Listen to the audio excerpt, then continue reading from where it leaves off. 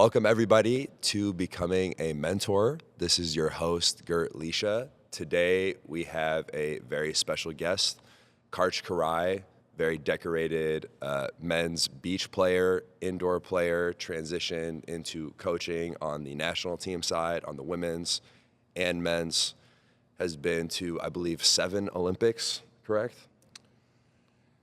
Competed on the court 3, and then yes, I guess it would be 4 Olympics as a coach. And every single time he's come away with a medal, which I think goes understated. So help me for welcoming Karch Kiraly today. And I'm very excited to have this conversation today. Karch, thank you so much for coming by. Thank you, Gert. I'm really excited to join you, and just enjoyed our time together over the years. My man, absolutely. So the first place I want to go to is young Karch that is just starting volleyball, maybe doesn't even know what volleyball is. What is happening in your head during that time? Do you have maybe intangible things that are natural to you that you can look back on now, and maybe were things that you struggled with early? Break that time down for us. Certainly my first teacher, coach, and teammate was my dad, and he is originally from Hungary. Had to escape the tyranny and the dictatorship that happened after World War II, when the Iron Curtain closed off so much of Europe. And just, you have to admire anybody who was able to get out of that and come to this country and make a completely new life for themselves. Both for themselves and for eventually for their children when they had families. And so I have great admiration for that. It takes an incredible amount of drive and courage to do that, to basically go alone to an unknown place and to a different language and a different everything. And I love the phrase, I can't remember where I heard it, but it was to become the architect of his own destiny. And I think you can do that in this country better than in any other place at any other time in human history. Amen. So he played on the junior national team in Hungary, and he had a great love for volleyball. He also, everybody outside of this country plays a lot of soccer. World calls it football. And so I grew up playing a lot of world football and a lot of volleyball. And it started with he was a really hardworking, no surprise, when you pull up your stakes and make your new life. As he was becoming a doctor, we lived in Santa Barbara for just 1 year, his internship year of medicine, and you work crazy hours, like 100-hour weeks. But on the weekend was a little bit of time for us. So we would just stand about this far apart and just bop the ball. And at first it was, could we keep it going 4 times in a row, and then 10, and then work your way to 50, and then not just use a forearm platform, but learn how to get my little hands behind the ball and overhead set. And so we did a lot of peppering, and then I would follow him around as he played. We went back to Michigan for 3 years and played for an adult indoor team, Ann Arbor YMCA, but I just kind of tagged along and would touch a ball here and there and enjoyed, number one, because it was time with Dad, and then when we got back to California, the first time I ever got on a court,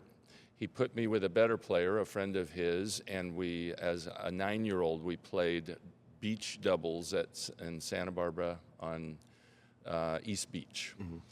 And that is not so easy for a 9-year-old playing with 3 adults. It wasn't a court that was proportioned to my size, even though that would make a lot of sense for kids. Yeah. And then we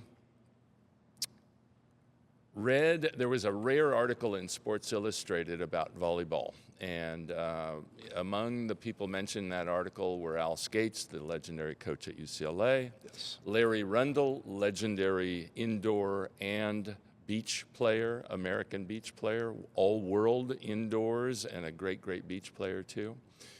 And then some other people, and one of the people mentioned in there was apparently the record holder for having been the youngest guy at 11 ever to enter a beach volleyball tournament, because there were no youth tournaments at that time. There was no age group stuff. There was no club volleyball. There was nothing. There was just CBVA, novice, all the way up to open tournaments. So my dad and I thought, oh, that'd be kind of fun to match that record. So entered a tournament at Corona Del Mar, big Corona. And I think we lost both the games. One of the rare times that we went out uno dos in a double M tournament. Probably the only time. I loved every second of it, mostly because here's an 11-year-old and we're playing adults across the net. Yeah. And no adult wants to go back to his friends and say, I lost to an 11-year-old kid in a beach volleyball tournament. So the beauty of that was that they went at me as hard as they could. And I just loved it. It was like I could see some fear in the eyes of grown men across the net. In beach volleyball, with only 2 players on a team, you can very specifically pick on one player. Every serve came to me. Yeah. And so there was a big responsibility, but also a quick learning curve, because it was all on me. And maybe different people would react different ways, respond different ways, but I loved the challenge of trying to figure out a way to win when so much was coming at me. And it just really ignited this passion for me. And so my dad and I played tournaments for the next 4 years.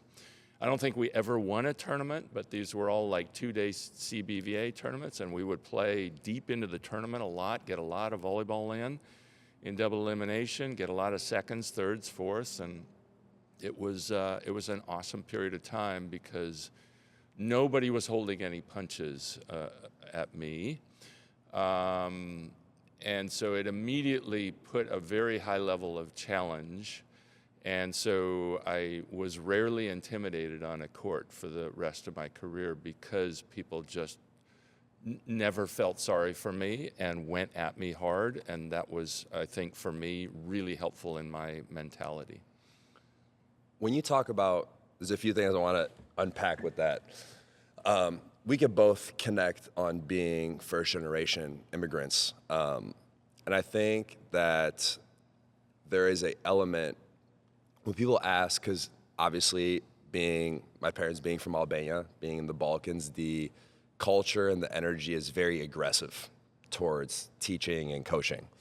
And for me, the way I explain it to anyone that asks is, when I went to play sports as a kid, my parents viewed it as my job. It wasn't yes, it was fun, but we were expected to perform. And getting thrown into the wolves with grown men at age 11, that must affect you, like you're saying, with the pressure side. Now, a lot of what you're talking about is passion-based.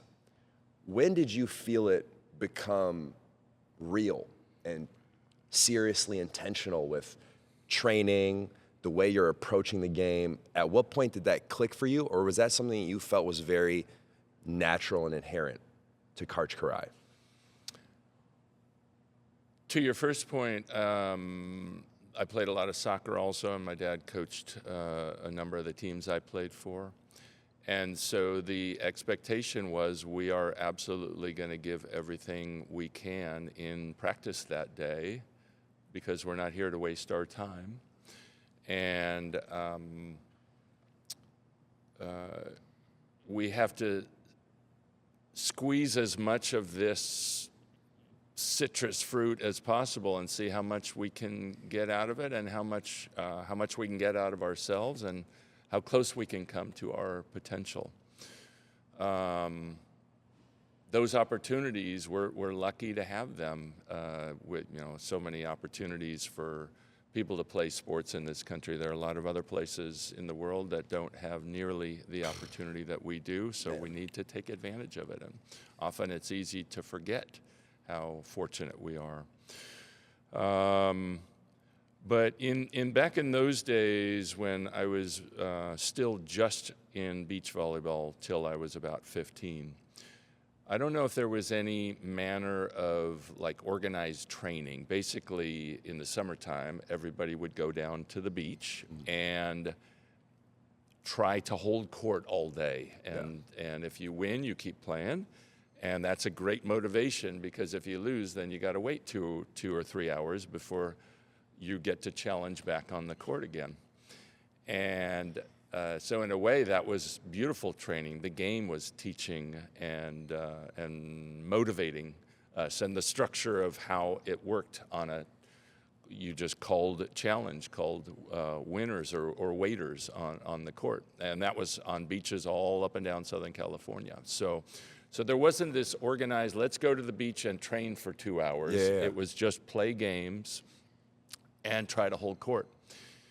And so my friends and I would try to hold court. We would race our bikes down and see who could get there first. And I think the most games I ever won, and I laugh because my great friend John Hanley and I, who went on to become a very good indoor player and a great beach player, we were teammates at Santa Barbara High School. And I played with him, and we won 9 games in a row one day at Santa Barbara, and then just we ran out of daylight. I think we got a little bit of a late start. And then there was another day I wasn't there, and he won 13 games in a row. So he holds the all-time record. He holds that like by 4 games ahead of me, and he will never let me forget it. So there was a relentlessness or a training in that, though. Can I keep my focus for the first game, the 5th game, the 9th game, and even the 13th game? So even you explaining this, and you're saying you guys didn't have structure in training. This sounds like even more than what structure could give you, because you're pushing yourself way past what somebody that would structured training would do. It was like 12 hours of volleyball. So is that, we loved it. Is that driven by your competitiveness, a desire to win? Is that driven by your desire to please your parents? Is that derived by you just loving the game? Is it a mix of everything? How do you explain what was the battery on your back at that age to be able to have that type of output? I think for somebody like John and for me, it was a combination of loving to compete and win, of when you're earlier in your career, and I'm getting goosebumps thinking about it, it's just awesome. You can feel yourself improving more quickly. The better you get at something, the more difficult it is to then push the needle further. But when you're 13, 14, 15, you can feel yourself getting better by the week, and you can see it in the results. Some of the great beach volleyball players at that time happened to go to school at UC Santa Barbara, people like Gary Hooper and Jay Hanseth and others. And so in the summers, they would be down at East Beach playing on what was clearly the best court, the premier court. Yeah. And so at some point, John and I got up enough nerve to call challenge on that court. But you don't just go show up if you're a beginner and go challenge on that court. They're like, get out of here. So we got just good enough to challenge. Yeah. They crushed us, whoever we played, 15-2. Okay, we got to go back to work over in this court now. You think they remember you or no? I don't know. But then, like 4 weeks later, we challenge, and now we lose 15-7. And so there's this benchmark. Yeah. And again, I'm getting goosebumps. Like, you could just feel yourself getting better. And then it's 15-12. Yeah. By maybe the early the next summer. And they're like, whoa, where'd these guys come from? And they just keep getting better. It was because we were so hungry, we were so ignited, I guess, by feeling ourselves getting better, and measuring up constantly against opponents across the net and trying to seek out the best that we could. When you talked about a little bit earlier that you started on the beach and playing with your dad, and the mental stress that playing beach first can put on because of how singled out you could be in a beach game with less players on the court. And no subs. No subs, right?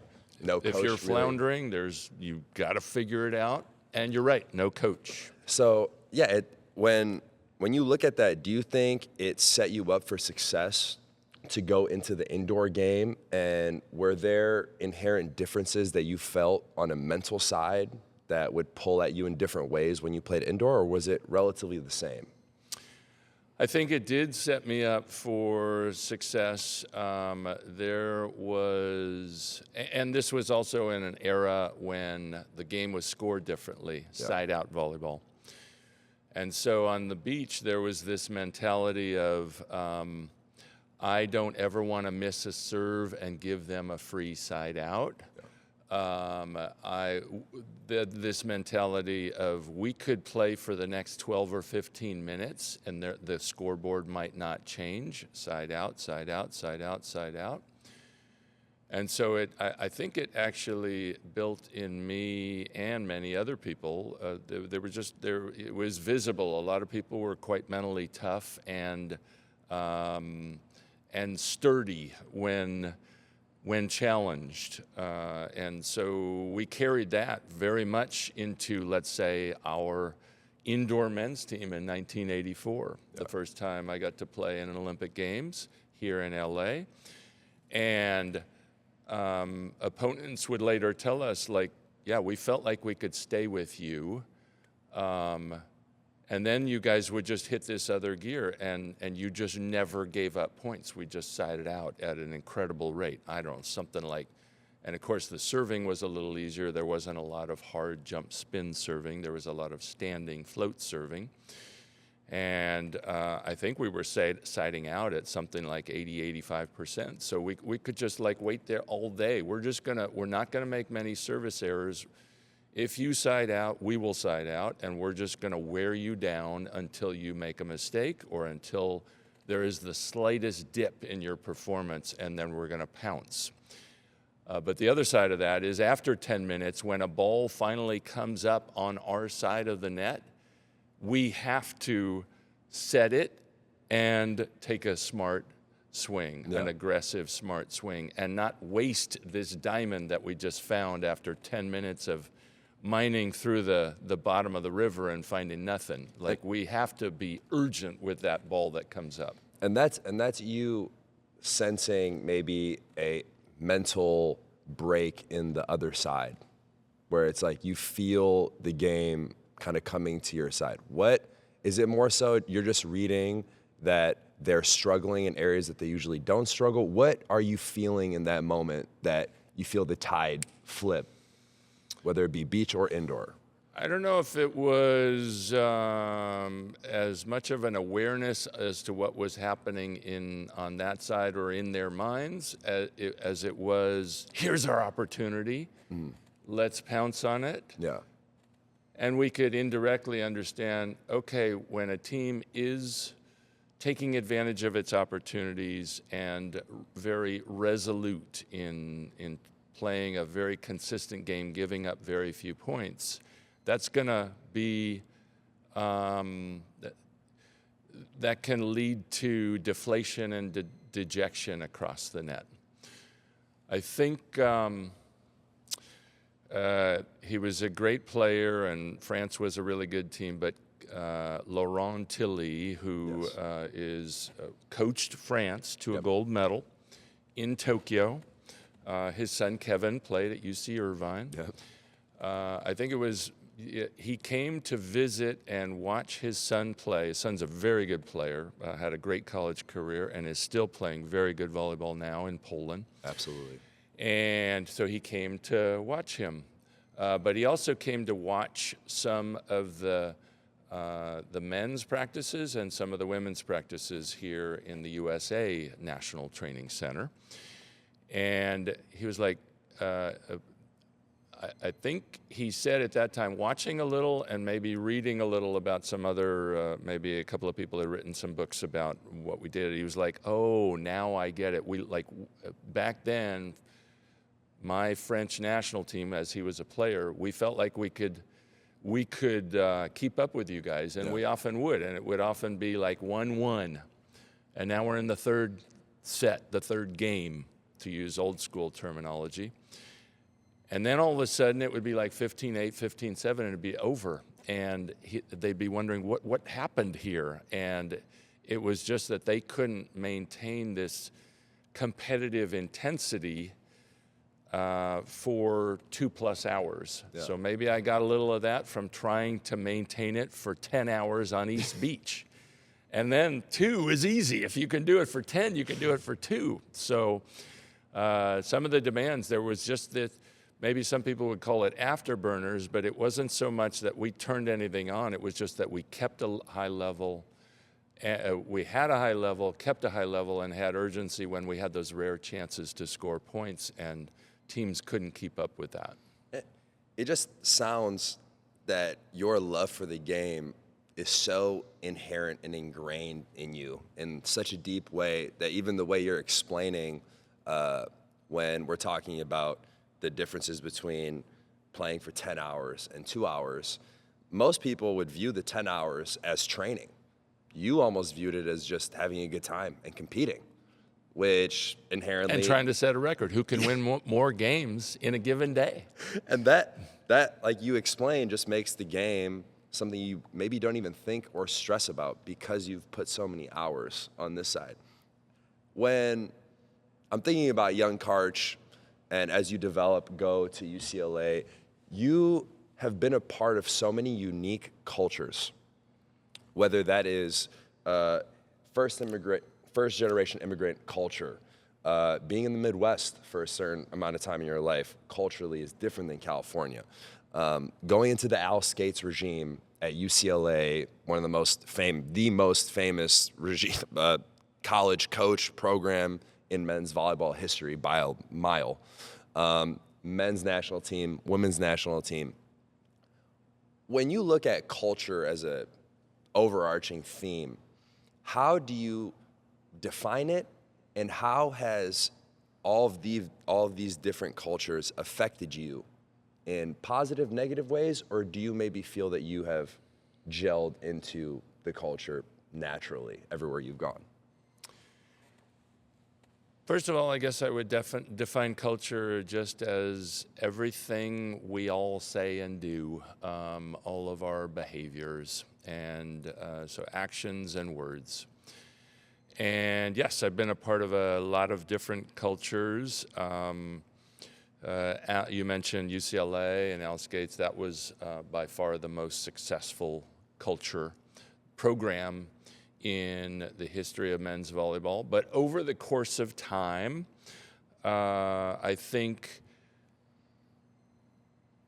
that as the game evolves, as maybe future generations and Gen Z and things like social media and even just having a device that I didn't grow up with, and video games and all the other things has led to maybe to where in the 70s, 80s, 90s, maybe it could be more, a little more transactional, a little more about just results. And now I think it's over the course of time, like UCLA was really known, and I love Al. He did a wonderful job during my years there, and was just amazing as one of the legends in coaching.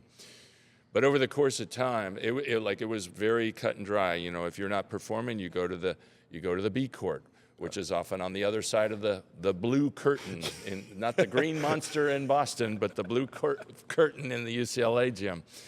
And if you got relegated over there, you sink or swim. Like you go over there with your tail between your legs, and then some people respond and they're like, "Hell, oh yeah, I'll show you," and they would respond positively. Yeah. But I think over the course of time, people probably responded less positively to that, and its effect was probably a little less. I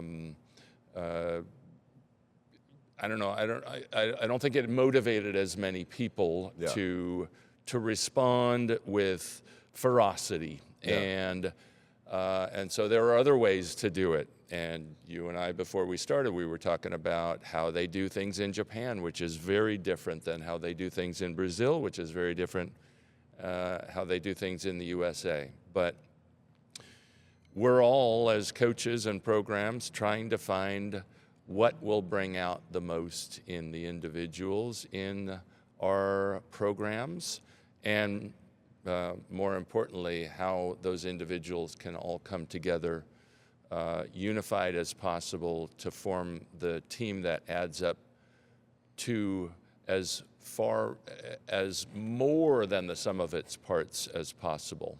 Everybody's been a part of teams that add up to the sum of their parts. Yeah, pretty good. If we got good parts, we'll be good. If we don't, we won't. Almost everybody's been a part of teams that add up to less than the sum of their parts. Those are not fun seasons. Those are the least fun seasons, least enjoyable. And then everybody's been a part of teams that on paper, they look all right or pretty good, and then they add up to way more. Like the group brings out more, I'm getting goosebumps again, brings out more in each other. That's what we're seeking, is those kinds of experiences. These gritty teams, these spunky teams that they're relentless, they never go away, they're really hard to play, and they look like they're having a lot of fun while they're doing it. The way you talk about having a team be greater than the sum of its parts, when I think of culture, and for instance, as I'm building my Mentor Volleyball Academy club, the way that I think about my culture is, if a kid walks into my gym, do our people that are already in the gym affect them in a positive way immediately? You look at all these different styles, and you talk about UCLA in the beginning maybe doesn't motivate the same way as we do today. You've literally done an incredible job when you look at the women's national team in the 2020 Tokyo Olympics. I think talent-wise, you guys weren't the most physical team or the most impressive team, but you guys win. So you see through all of these stages that culture isn't necessarily one thing fits all. More so, it is about creating a system that allows you to be greater than the sum of your parts. What is that? Because that happened at UCLA with different motivating factors. That happened in many times in your career. That's happened for me. Like you said, everyone feels it. It can look completely different. It could cross generations. It could cross different teaching patterns. What is the constant that continuously happens when you see a good culture? What's happening, do you think? I don't know if there's one answer to that, but I think something that you'll find very consistently is everybody embraces their role and puts the team above themselves. Especially when the parts might not look like they're as strong on paper as some of their competition. Maybe one way I heard it described, I think it was Clay Stanley was getting inducted into the Volleyball Hall of Fame in Holyoke, Massachusetts. And so I got to be there at that induction ceremony. There were a number of people inducted. And I can't remember if it was Loy Ball or who. One of his teammates was talking about their experience, because that's the last men's team to win an Olympic gold medal when they won in 2008 in Beijing. And it might have been Loy, but whoever it was, somebody was speaking on behalf of Clay and saying, that was the one team that I was ever on, that period of time, where nobody was bitching about their circumstance. Nobody was complaining about their role. Everybody just took their role and ran with it. It was the one team without complaints about what was happening. And so again, when everybody embraces their role, all the guys on that team want to be starters, but they can't. There's 12 people on the team at the Olympics, only 7 can start. And that's just the nature of any team. There is no high school team, no junior team that only has enough people, unless they all got sick the week before. But there's no team where the roster has exactly the number of people on the court. You have to have usually double that so that practice can happen. 2 teams, one on each side battling. And that means half the players will not get what they would love to have and they're hungry for. But if they can keep some of that fire and some of that hunger to try to get better, try to earn more opportunities, but at the same time, know that when they're doing that, they're also helping the whole team, because when practice is happening, the harder people make each other work on the other side, on the other team, on the other side of the net, the better everybody's going to get. And so if they can have some of that hunger, but also embrace the role that they have, lots of good things will happen. So I think it comes a lot of adding up to more than the sum of the parts comes from people pushing to get better, but embracing the role that they have been given, the opportunity that they have, that will ultimately make the team a lot better. When I think about all these different cultures with Karch the player that's injected in it, how did that shift for you when it became Karch the coach? And was there intentional shifts in maybe how you communicate? Because I think if anyone watched you play on the AVP versus how you coach in a game, I think the temperament is different. Would you agree with that? At times, it could be different for sure, especially as I got later in my beach career.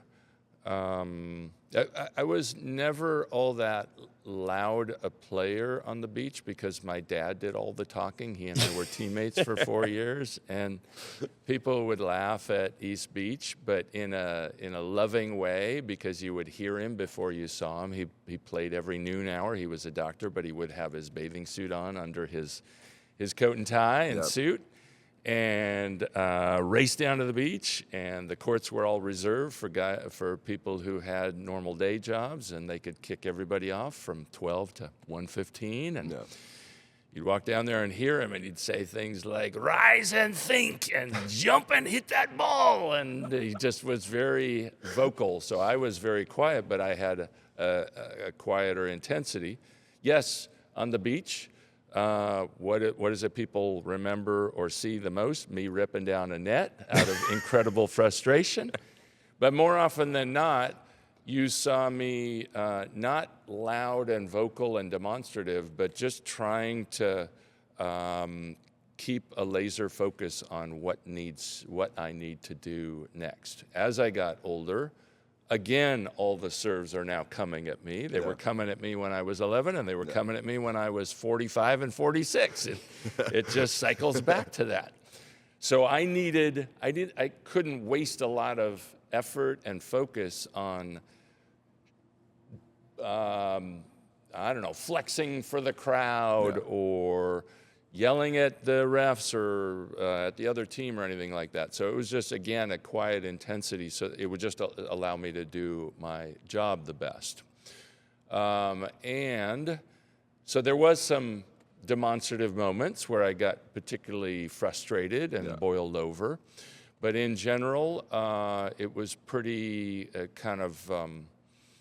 I would call it like a controlled fire, a controlled burn, and I would try also to do that as a coach. I'm probably much more So I'm not demonstrative. I see a lot of coaches in international volleyball who, especially you see this in Europe a lot, they do what I would call palms up. Like they're just doing this a lot. Yep.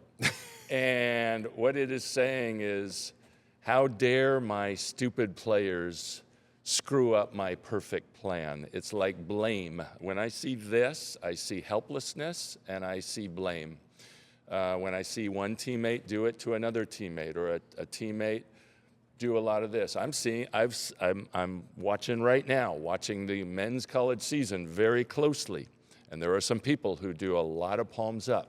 And much, much better is just turn them down like, okay, that might have gone horribly, but now we're gonna step ahead and away from that mistake, and what do we do next? If we dwell on that, we're gonna lose 3 more points thinking about that. But let's keep it calm, let's keep it poised, let's keep it focused, and let's keep it moving forward. So I'm trying not to ride the highs and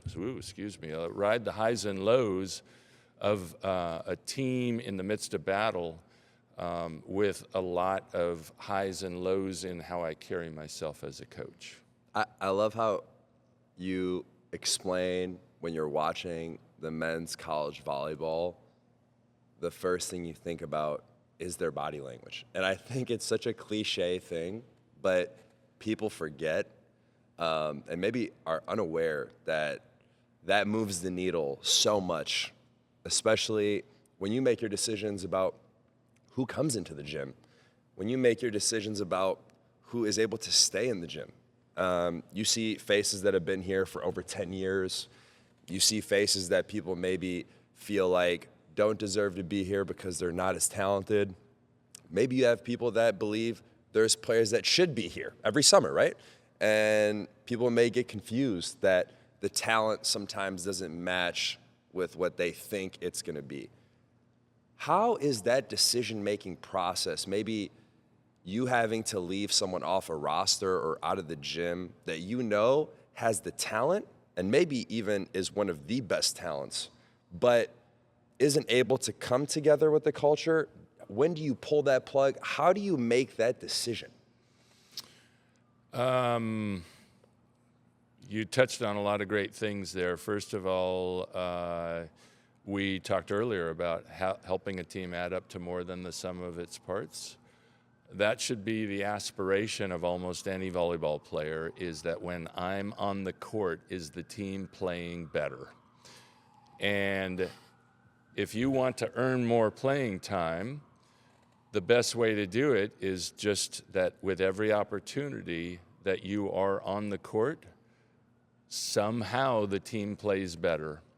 Even if you're not and often you could call that a glue guy or a glue gal, is the person who gets on the court, might not be the flashiest, often is not the flashiest or the most spectacular, but all of a sudden the team, goosebumps again, just the performance goes up. So a big inquiry and a big amount of curiosity should be, by any player, should be directed toward, okay, how can I do that? Because that's a good way to earn more playing time, is if the coach puts me in and the team plays better, it's really hard for that coach to not put me on that team or not put me on the floor, things like that. So back to body language, I'm watching that very closely. Coaches watch that stuff. They notice that stuff. Especially striking when young players, 13, 14, 15 years old, if they come up and they look you in the eye as a coach or an adult and shake your hand and introduce themselves. Just went to watch Long Beach State, the men practice 2 days ago, and had some fine young men that I'd never met before come up and just introduce themselves and say, my name's, it's great to meet you. Thanks for coming out to practice. And I don't know, maybe I will ask them something about the team and how they're doing. But little things like that, being able to little things like that are not so little. They're details that count for a lot. Or when a coach gives some feedback to a 14, 15, or any age, it's really helpful for the coach to know that it's registered if the player gives some response. Yeah. As opposed to, I'm over here doing something and you give me feedback and I don't do or acknowledge it at all. Instead of, yes, coach, or thanks, coach, or got you, like just acknowledge that it has been heard. Because we don't know. Maybe you didn't hear. Maybe you're hard of hearing, or you struggle, or you were so, maybe I was so consumed by some mistake that I couldn't even really hear you. That's helpful for you to know that if my normal pattern is I respond to you and then I don't, you know something's wrong, and now you can help me, you can point it out, you can help me get to a better place. Yeah. But if I never respond, it's like, impossible. What are we even doing here? So it is really helpful to respond in a respectful way. And so that's a little thing about body language and responding to other people that is really not so little, that counts for a lot. All back to how to get to be better and help the team play better when you're on the court. Yeah.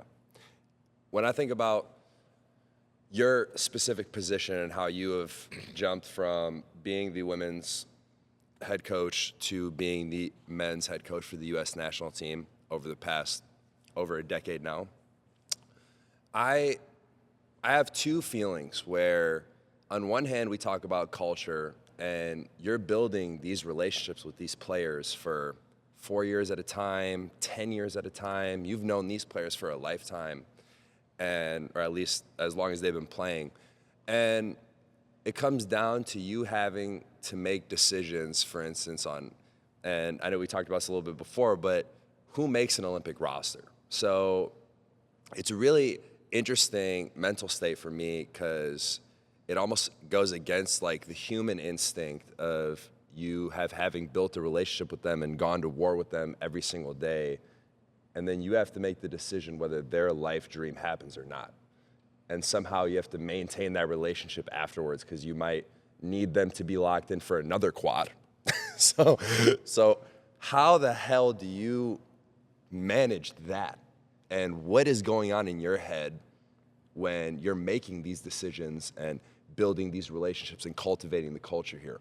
What is going on for you when you think about it in that way?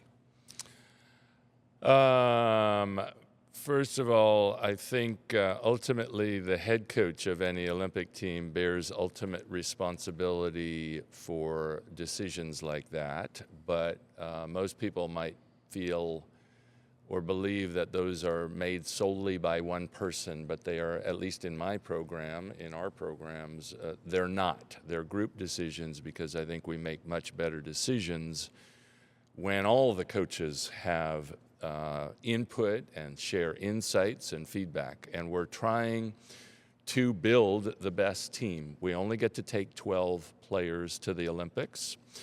So certainly performance is really important.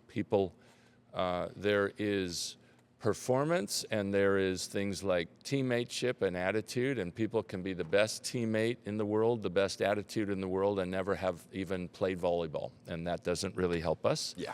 And they can also be the best performers and have a terrible attitude, and that doesn't really help us. We need to try to maximize both the performance individually and as a team, and the teaminess in terms of how to add up to more than the sum of our parts. Yeah. At the Olympics, we only get 12 people on that roster. All other rosters, we get a little more, but it's not. It's still a small number. It's far less than the people in the program. It's 14. Yeah. So that is probably the most difficult thing a coach has to do, is to share those decisions with the people who want to hear yes and don't get to hear yes. I made the Olympic team. But it's not hard for me to remember that as hard as it might be for me to share that information, it's 1,000 times harder for the person on the other side of that conversation. And I think a big part of a team adding up to more is to understanding that as much as we possibly can, we go about it with everyone counts. So in that year of 2021, when the women won the Tokyo Olympics, first time they ever won an Olympic gold medal, which was fantastic. That was what we were the women had been trying to accomplish for 60 years. And we started that year with 23 main people in the running for a 12-person Olympic roster. And then there was a distilling down, which then worked to 18, and then ultimately to 12. But one of the themes for that year is no matter where we are in that year, we would love to have 23 people involved in the match, 6 on the court, and 17 with a uniform on right over there. Not what we would call subs. Yeah. We call them, we learned this term, I think, from Coach Ellis, who coached the women's soccer team to at least one World Cup win. And they call them game changers, and our team really embraced that because they're waiting for their opportunity to change the game. So we would love to have 6 on the court and 17 game changers. Yeah. They don't allow that. But they are there in spirit and in mentality. And so all that season, we were 23 strong, and we carry the other 11 players and what they contributed throughout their time leading up to that, not just that year, but all their other years with the program.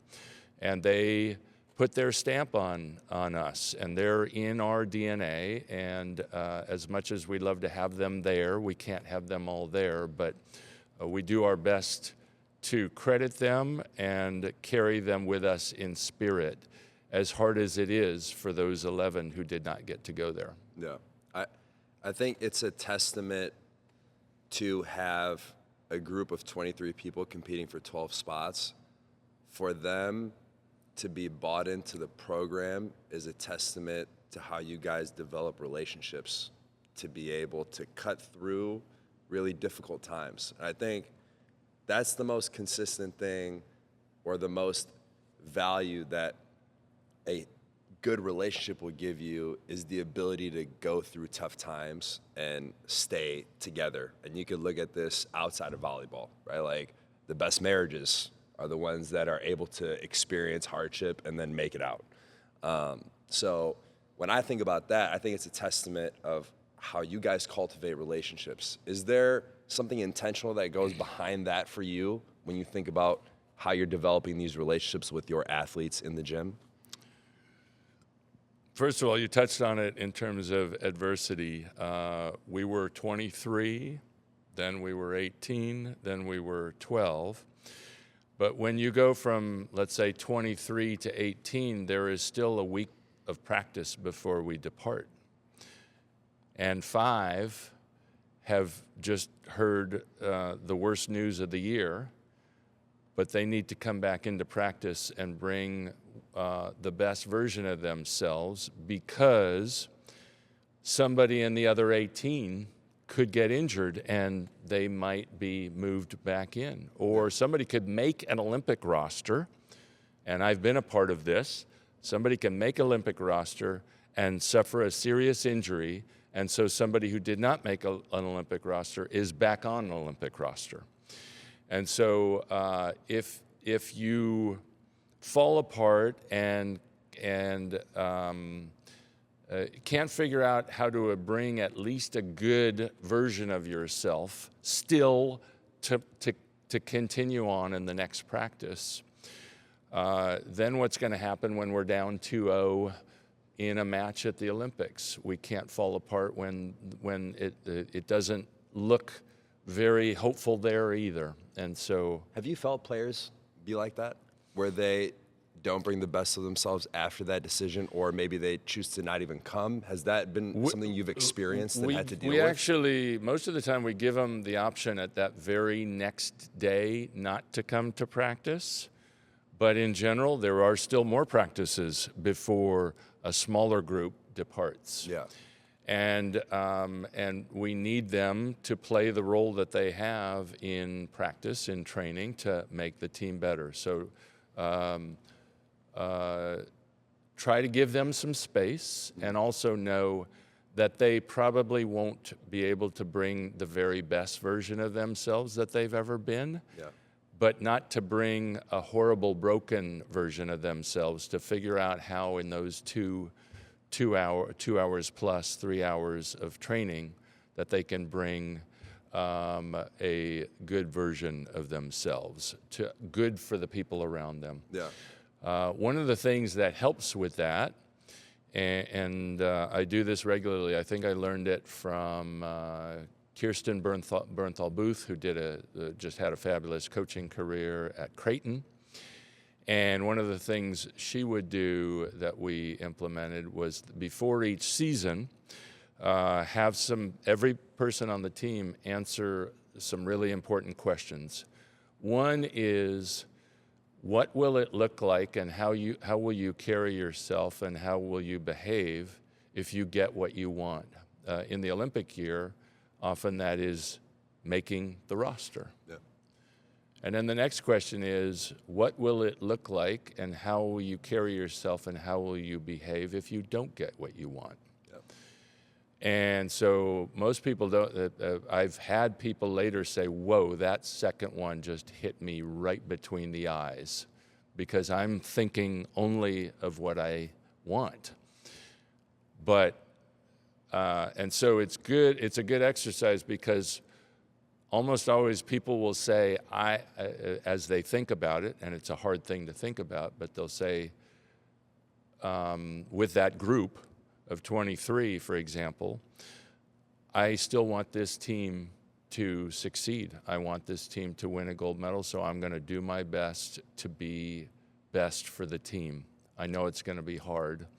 But to get them to think about that before any decisions have been made, it plants a little bit of a seed, so that might help them when they do have to do that incredibly hard thing and show up and be good for the team. Yeah. No, it's got to be. I honestly can't even relate to not making an Olympic roster. It feels like one of the most excruciating pains an athlete can go through, because it all culminates in a weird way. It's a culmination of your career. So positive and negatives, but if you don't make it, it really affects how people view you, or how you view yourself, maybe in terms of your career. So it's challenging, but it is a testament, like I said, to the relationships that you guys are able to build, to be able to continue and have those players that maybe didn't make a roster come back another quad 4 years and dedicate again, and maybe in a lot of situations go even harder for you, for the coaching staff, for the players, for the team. Yeah. But yeah, like everyone, right? Yeah. And it's just incredible to see. I think it's a really unique aspect. And that kind of leads me to my final question, overarching, which is there a mentor that you felt has affected you in your life in a deep way? And to pair with that, what does it mean to you to be a mentor to your athletes as you have gone through this long journey of a career playing and coaching and seeing both perspectives? What does it mean to you to be a mentor for these athletes? So those would be my last two.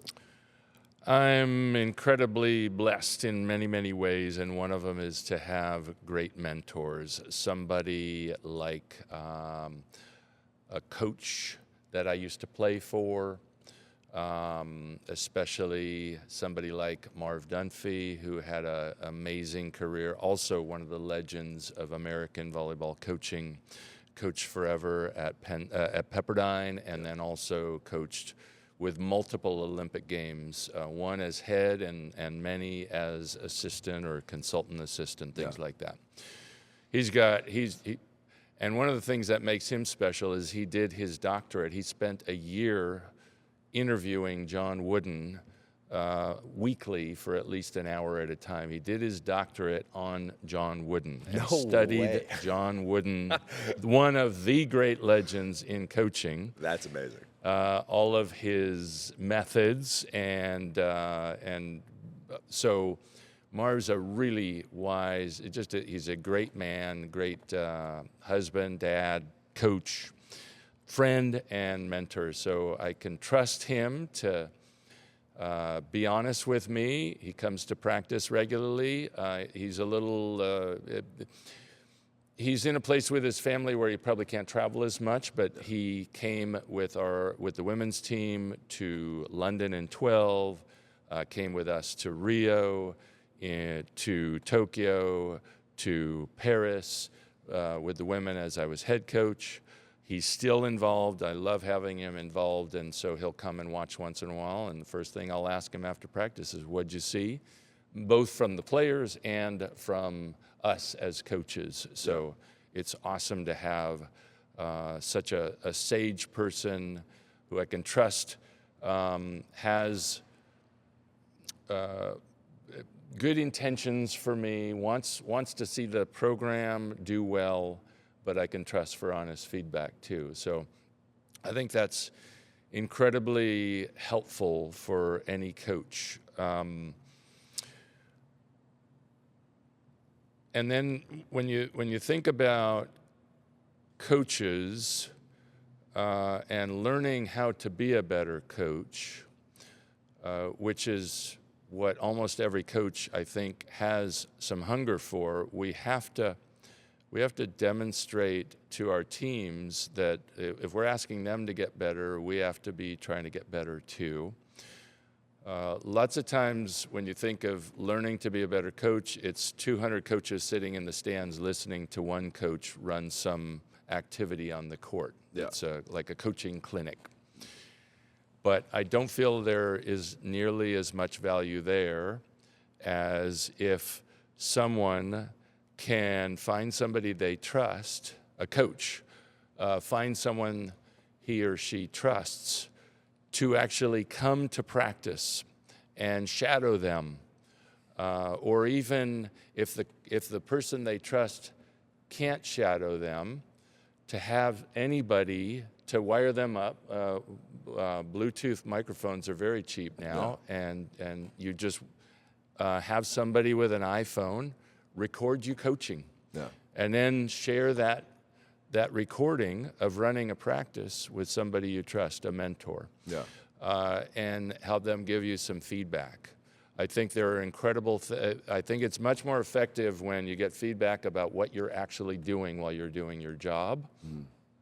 And then maybe a nugget of an idea on something I can do better, and then you can try it. It might work, it might not, but you show your team and your players that you too are trying new things, not all of which will work.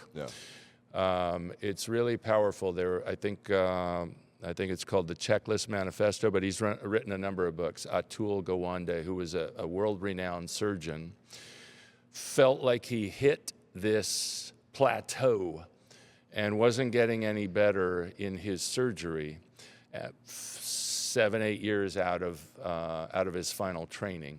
Okay. And he's like, all right, so how do I get better now?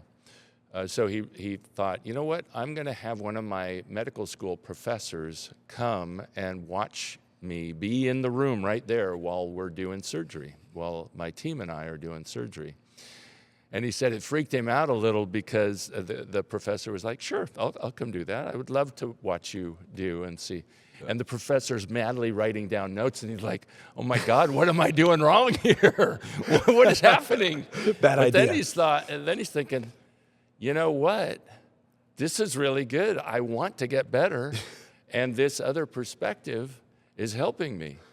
And so it stands out. It's a detail. There are no small things, but one of the feedback points that the professor had is you're holding your elbow too high. When you have this 5-hour surgery, your shoulder's going to get tired, and you lose your fine motor control. You need to, like, even just a little technical thing, like put your elbow down here, and now you're not holding your arm up for 5 hours. And he's like, whoa, I didn't realize I was doing that. Yeah. So that's a microcosm or an example of how any coach, if they can find somebody they can trust, maybe their high school coach, their college coach, their former club coach, somebody they trust who's good and has their best intentions. Hey, could you come watch me run a practice, coach my team for a practice? There's always something of benefit to be learned there. So then you asked me about mentoring. I think I just pointed out a way where you can be more proactive. And I don't think mentoring works that well if it's just me saying, well, in my day I did this, or, this is how you should do it, or this is what I think. I think it helps when the other person says, I'm having this struggle, or I want to get better here. What are your thoughts? Like, to seek out mentorship and not just be waiting for mentorship and passively receive it without taking some active role in it. Yeah, and a lot of times as you were explaining the mentoring or having a mentor, the word trust comes up a lot. And I think, again, that kind of bleeds into the relationship piece that we were talking about earlier. And if you have trust in somebody, that opens the door to be mentored and vice versa. I think is really powerful, because it's less about how much knowledge that person has rather than can you trust what they say is going to be real and actually move me in a better direction. And that is I completely agree. And even when I reached out to you for this interview, I feel like this is helping me and making me a better mind and person, getting this type of insight. And that's the whole reason for this podcast, is to open up the door and hopefully give people information that they maybe didn't have before. I'm super appreciative that you were able to come on today, Karch. This has been incredible. Every time that we talk, it is a honor and a pleasure for me. I've told you that many times, but I'll say it again. And I hope that this conversation can positively impact at least one person that watches it. That's the hope. It's been an honor to join you here, this amazing professional studio that you created. Yes, sir.